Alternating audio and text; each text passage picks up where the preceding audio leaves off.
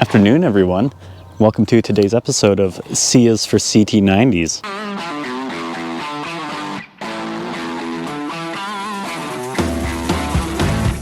The father-in-law and I purchased a pair of CT90 trail bikes. This one's a 1965-ish, and we got it with a nice orange 1972. Picked them up for $2,000 for the pair, so $1,000 a bike. I think that's pretty good. They're in pretty rough shape, but that's pretty much the floor for the market. You'll never lose money on a $1,000 CT90. So I just brought this home from their place right now. Let's get it off this truck and have a little walk around.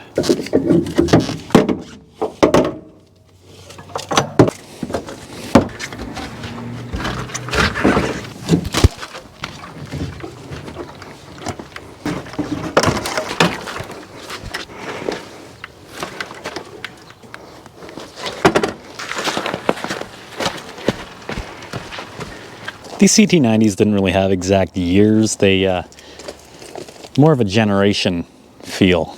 So they started off being CT200s on the frame. And they started them in 1964. And they were only for a couple of years, 64, 65. And this one's pretty high on the pecking order there of VIN numbers. So we're thinking this one's a 65. Because after 65, they went to overhead cam engines. So this one doesn't have the cam. It doesn't have the low range transmission box. As you can see, it has the brackets here to hold a bigger sprocket. And that was actually low range. You had a bigger sprocket and you carried around a chain extension with you. So you could pop the master link, put on the bigger chain extension around the bigger sprocket. Boom, low range. A little less convenient than just flicking a switch, but hey, it works, and less moving parts. So anyway, that's why we think this one's a 1965. Pretty simple bike. I mean, this one, 2 settings on the key. You got no lights with ignition, and lights are on now. So we'll just keep it on 1. Horn works, and it's adorable. The world's tiniest carburetor that you've ever seen. It's pretty rough. It's got some dents. Colors don't match, but we can change that over the course of ownership. You can see there's a lawnmower exhaust booger welded onto this. So we'll have to change this up to one of those nice chrome plated ones that you see on all the newer CT90s. Need a battery cover. No battery cover for this one. It's just the same as the ignition cover on the other side. Boop. Goes over there, protects that from water and whatnot. But you got, you know, brake cable over here, kick start, no electric start on this thing. This is the air box here. Flip up the seat, boom, gas tank. So that was, I think, 1.4 gallons, and that'll get you around 90 miles, which is pretty awesome.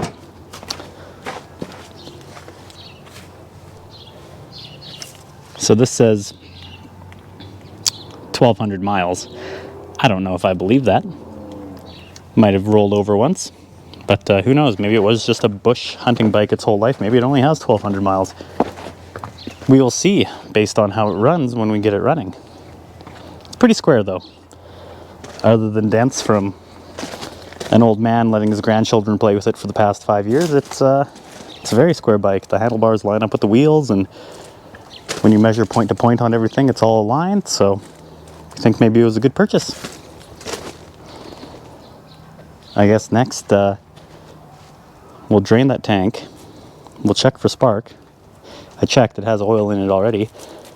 So I mean, once we put new gas in, if it has spark, it should be good to go. And then we can row through the gears to see how many it has. These could either be, when they first started, they were a 3-speed, when they were the Hunter Cubs, they would call them. But I'm thinking this one's a 4-speed one. We'll see. I'm no expert. I'm just kind of flying along here as we go. Just notice this here. It's kind of a cool feature. You could put your ignition key into there and lock it straight. That way no one wants to steal a bike that can only go straight, right? So yeah, this is her. I'm going to drain that tank. Looks like all I'm going to have to do is snip off some zip ties here. It's a little sketch, Looks like there's old farm fuel in there anyway. And yeah, drain it out through there. Fill it up with a liter or two. Probably an 18 mil spark plug on the other side. Then we'll see. Got the fuel drained. Put a fresh zip tie back on the fuel filter there to hold that back in place. That fuel was nasty. It was old farm gas, you could tell, but it was like wax. It had been sitting for so long. So I'm sure we're gonna suck something through the carburetor. Put some SO87 in there. I don't know what the compression of this is. I don't know if a guy should run premium in it or not. Probably wouldn't hurt. I mean, for the couple kilometers of testing to see if it runs and whatnot, 87 will work. And we'll bump up the octane later on just to be safe. And also while I was draining, I found out that this chain's pretty zinging tight, so we're gonna have to loosen that axle and back that off a bit, because once my fat butt sits on here, it's gonna be even tighter. Okay, awesome. Anyway, new fuel in there, throw that cap on, we'll pop that plug out. Come on, get on there. Probably not deep enough.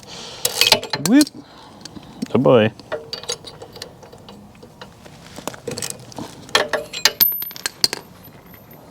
What do we got here?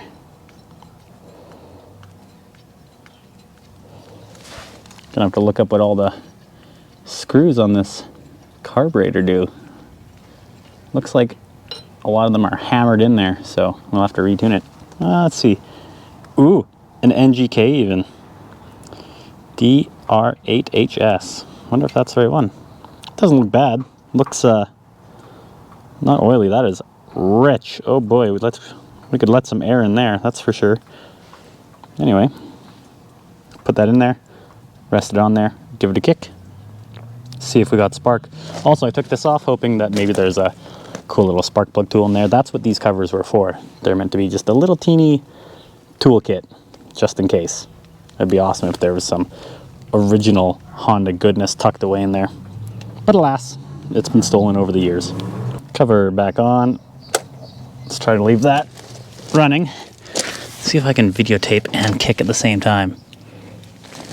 Oop, come on. Oh yeah.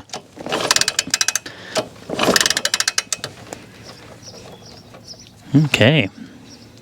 So we got spark, that's good. Which isn't too surprising. I mean, that spark plug looked to be in good shape. It's a newer spark plug, so that tells me it's been running within the past handful of years anyways. It's not a, Autocraft from 1940. So we'll put that back in, turn on the fuel, see what we can suck through these lines and see if it fires up. Looking at this thing, we got open on the bottom, reserve in the middle, off on top. It's like a cute little selector. There should be enough for open in the tank, I would think. And looking at these,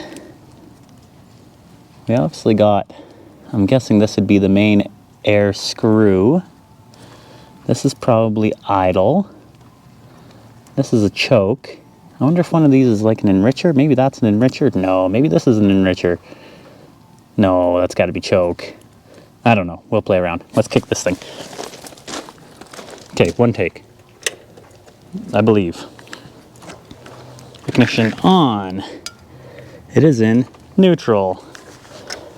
I'm not going to touch that throttle. I'm going to leave that choke wide open, and we're going to see what it's going to do. Whoop. Oh boy. We've got a runner. It's not, oh boy, it's got a touchy little throttle. It's very worn. And it obviously needs some adjustment on that car, but look at that! I can't believe that. I am tickled by this purchase all of a sudden.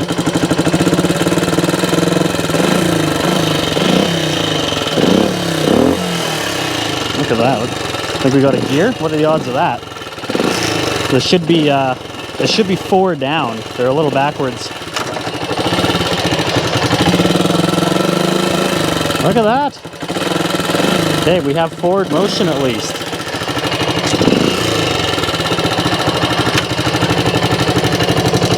And back in neutral, confirmed. Is it gonna idle now? Wow. Look at that little lawnmower exhaust just shaking away. Think that's gonna stay? Think I got enough time to get a screwdriver? Let's find out.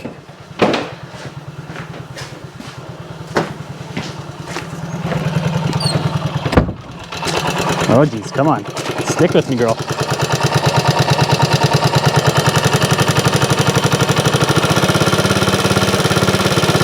Okay, this one feels like an idle screw.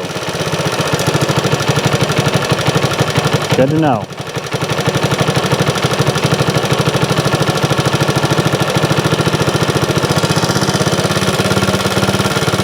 That's a little high.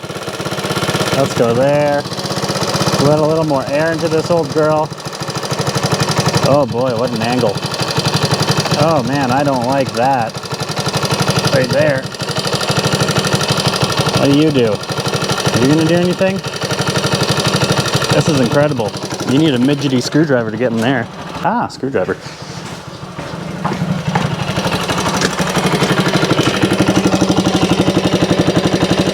Nope, still too big and North American. All right, well, at least we got the idle up. I love this. I'll go a little more because I hate stalling. How's smoky? A little smoky or a little rich.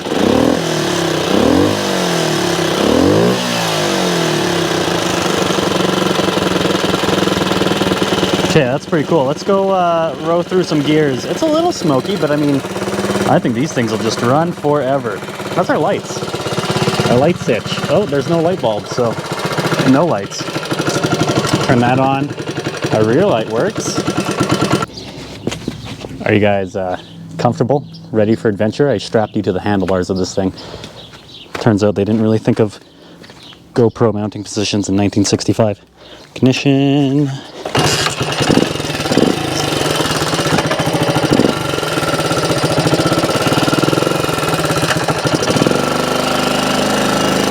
Here we go.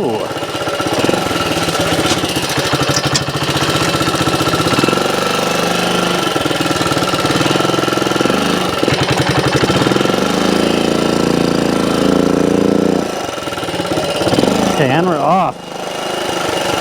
Oh yeah. Let's see here, brakes, front.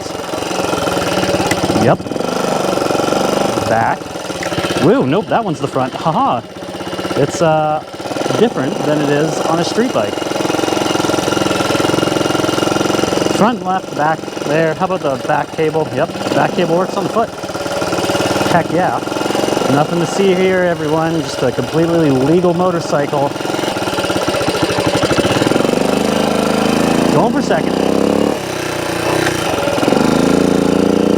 Oh, there's two.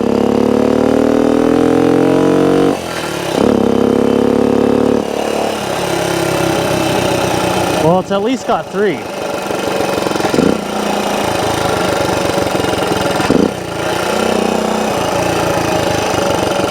Yielding, signaling with my arm.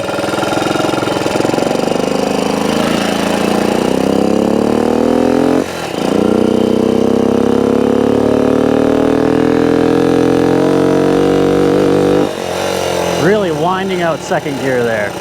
Really winding it out. You guys ever watch the Isle of Man? It's very similar to that.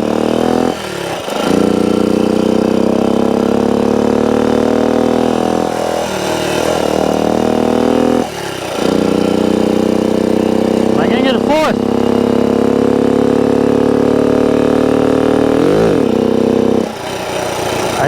I think that's fourth. I think there's 4 gears. That shifter is sticky.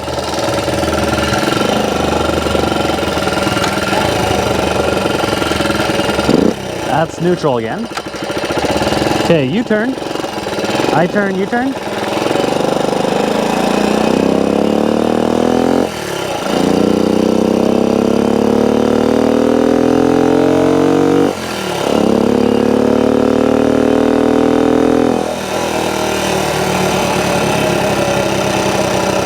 It's been a few years since I rode a motorbike. This is exhilarating. You never forget how good that feeling is of riding a motorbike. It is just the greatest feeling in the world. It's the best way to be connected to the road.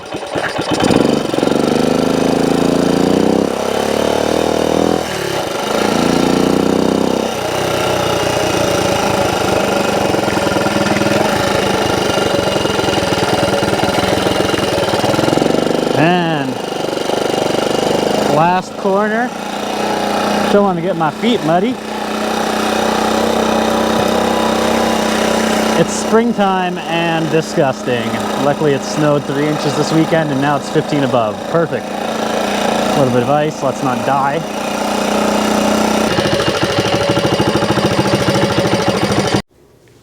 Well, that was fun. We got going about 37 miles an hour, and this tells me that 37 miles an hour is 1,370 RPM.